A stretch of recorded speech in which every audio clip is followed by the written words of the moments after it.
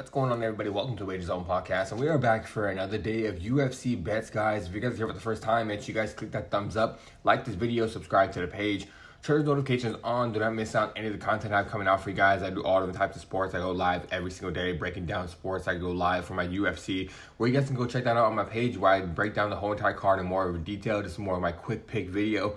The other one I go into detail for about 30 to 40 minutes. If you guys like longer videos, but this one's more my quick pick. So like I said, make sure you guys click that thumbs up. Make sure you guys subscribe to the page. And also, if you guys want access to all of my official plays that I'm going to be on for myself, go click that link down in the description of this video. Become a member at the Patreon page. Once you do that, you'll get access to all of my official plays.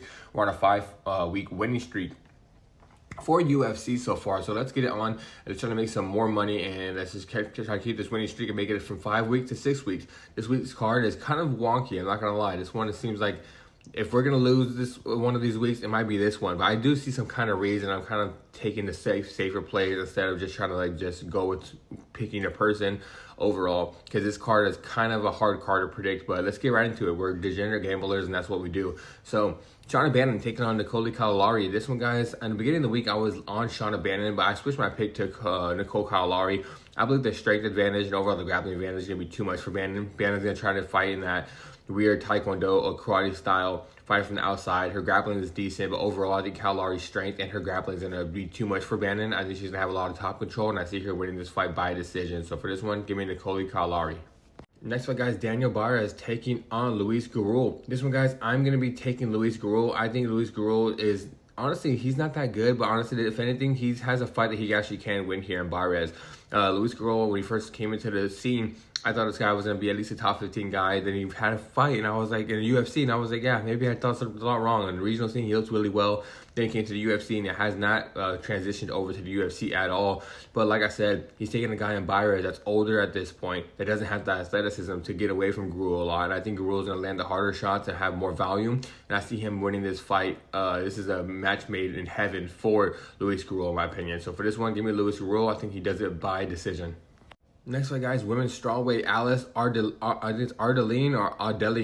taking on Pauliana Viana. I know a lot of people are going to be on Pauliana Viana this fight, but I don't see it, to be honest. I've looked for every excuse for me to go and bet Pauliana Viana because I'm not a fan of Ardeleon, but I have to take Alice Ardeleon. I think she's going to be too much for her. I think she's going to land the harder shots. I think she's going to get to that grappling with the strength overall, and mainly because of striking. I think the striking is going to be too much for Ardeleon, and then she's going to have a lot of top control on Pauliana Viana.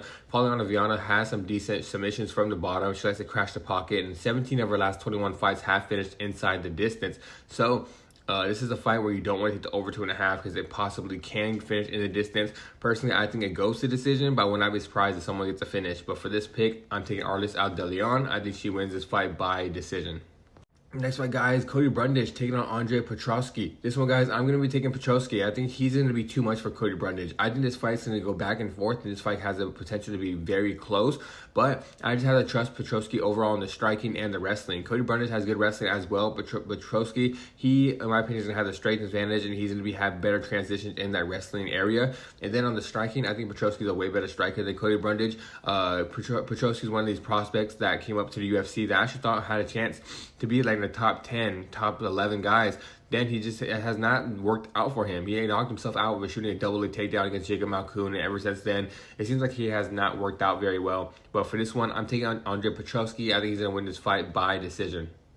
Next fight, guys, women's bantamweight, Ketlin Vieira taking on Jacqueline Cavalcanti. This one, guys, I'm taking Jacqueline Cavalcanti. I just think her striking and her movement is going to be way too much for Vieira. Obviously, Vieira's going to try to get this fight to the floor because that's the only way she has a chance to win this fight. But just at the age that Cavalcanti is, I believe she's been working on her defense for so long in the training camps, to where she's going to be able to stop the takedowns from Vieira, use that lateral movement, pick her apart from the outside, and use that striking. So for this one, give me Jacqueline Cavalcanti. I think she wins this fight by decision just from point fighting from the outside. Next fight, guys, Tommy Gant taking on Artur Minev, coming in on short notice. This one, guys, I'm taking Tommy Gant. I just believe his wrestling is going to be too much for Artur Minev. Tommy Gant trains with Daniel Cormier, a really good wrestler overall. He's getting better and better. He's at that age to where you wouldn't think he's getting better, but since he started MMA kind of late, his improvements have been wild in the past year, 2 years. especially training with Daniel Cormier. This guy is very smart. He fights very well. I do believe he's going to come in here, take down Manev pretty easily, and finish him by ground and pound or a submission. Personally, I think he grabs a hold of his neck and submits him. So I'm taking Tommy Gant, and I think he does it by submission. Next one, guys, Tuco Tokos taking on Ivan Erslan. This one, guys, I'm taking Ivan Erslan. I think he knocks out Tokos in that first round. Erslan hits very hard, and Tuco Tokos doesn't have a chin. Tuco Tokos should have probably lost that fight against Junior Tafa, but Junior Tafa has no grappling, and he almost knocked out Tokos, but he has no grappling whatsoever, so Tokos was able to submit him. But Ivan Erslan has better takedown defense than Junior Tafa. So I do believe he's going to stop a lot of those takedowns that are coming at him. I believe he's going to land something very hard on Tukos in that first round and put him away. So give me Ivan Erslan, first round knockout. Next fight, guys, Nikolay Verdetenikov taking on Chaos Williams. This is a close fight, but I'm taking Chaos Williams. I just don't think Nikolay Verdetenikov is that good, and I don't believe his striking is all that good either. And his grappling is not that pretty good either. I think this guy is just like mediocre in every aspect. But Chaos Williams, he's not no champion level fighter. He's probably mediocre in almost all the aspects of MMA as well, besides that power. And I do believe eventually he's going to land something on Nikolay, and he's going to put him out. So I'm taking Chaos Williams. I think he does it by knockout.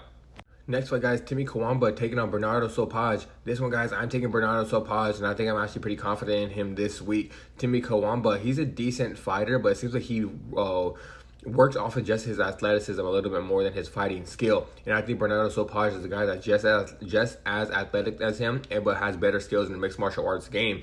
And that's where Kawamba tends to struggle. When he fights guys that are just as athletic as him, or maybe even more athletic than him, that's where he struggles because he mainly works off his athleticism. So give me Bernardo Sopaj. I think he wins this fight by decision. Next fight, guys, out of catchweight, Modestas Bukauskas taking on Christian Edwards. Edwards is coming in on short notice, and I'm going to be taking Bukauskas. I think Bukauskas is going to be able to land something hard on him and use that long reach of his to put away Christian Edwards. I think this fight has a chance to be someone getting knocked out either way, so I kind of like the fight to finish inside the distance. I like the under 2.5 in this spot. But overall, I think Bukauskas is going to land that straight right hand down the pipe and put away Christian Edwards, I'm going to say, in that second round. So Modestas Bukauskas is my official pick by knockout. Next fight, guys, bantamweight division, Malcolm Wellmaker taking on Juan Diaz. Everybody's hopping off the Wellmaker train. I do this every single time. If you guys know my track record, every single time someone hops off of hype train and they sell their stock, I buy more stock, and that's what I'm doing with Malcolm Wellmaker. I believe this guy has all the skills in the world to be a future top 10, top 7 fighter. I think he had a bad outing in his last one, mainly because Ethan Ewing was coming in on short notice, so he was training for a grappler the whole entire training camp, but Cody Haddon went in there and fought a striker that's actually very good. We've seen how good Ethan Ewing is, but overall, I think this is the easier fight for him for Juan Diaz. Juan Diaz doesn't have the best head movement, and I think Malcolm Wellmaker is going to land that left hook and probably put him away. So give me Malcolm Wellmaker. I think he does it by knockout.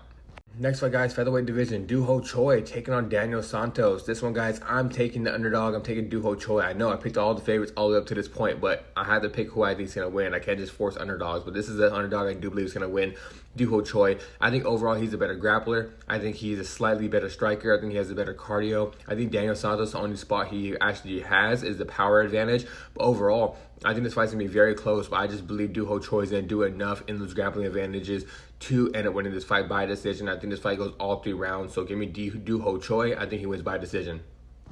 All right, guys, now main event, featherweight division, Arnold Allen taking on Melky Costa. This one, guys, I am taking Arnold Allen. I think Costa's a very good fighter. In the beginning, I didn't think he was that good. I took the over in the Dan Ige fight because I thought Dan Ige wouldn't get finished. Dan Ige ducked right into a spinning kick. Everyone was like, oh, it's a perfect time shot by Costa. Nah, guys, in my opinion, it wasn't a perfect time shot. He was trying to kick him to the body, and Dan Ige ducked his head right into it. And he had a crazy knockout against Morgan Charrier that I had me just like, wow. That was when I knew that when he knocked out Charrier like that, that's when I kind of knew Costa was the real deal. But he's going up in competition here against Arnold Allen, where I think Arnold Allen's better everywhere. I think he's a better striker. I think he's a better wrestler. The grappling, overall, the jiu-jitsu side might be on Costa's, but Arnold Allen's very good with top control and has good submission defense to get him out of those situations. So I think Arnold Allen's going to win this fight. I think he has a better cardio to last all 5 rounds as well. I think Arnold Allen wins this fight by decision. I think it goes all 5, but Arnold Allen will start taking over later in those rounds. I believe he's a better striker. I think he has better wrestling, and I think he's going to mix all those together and winning this fight probably by decision. So give me Arnold Allen by decision. Excuse me. And all right, guys, That's it for today's video. Like I said in the beginning, click that thumbs up, like this video, subscribe to the page, turn those notifications on. Do not miss out any of the content I'm coming out for you guys. And go become a member of the Patreon page if you guys want access to all of my official plays. That link is down in the description of this video. Five-week winning streak. Let's make it 6. Let's make some money. Go get those official plays, and I'll catch you guys next time.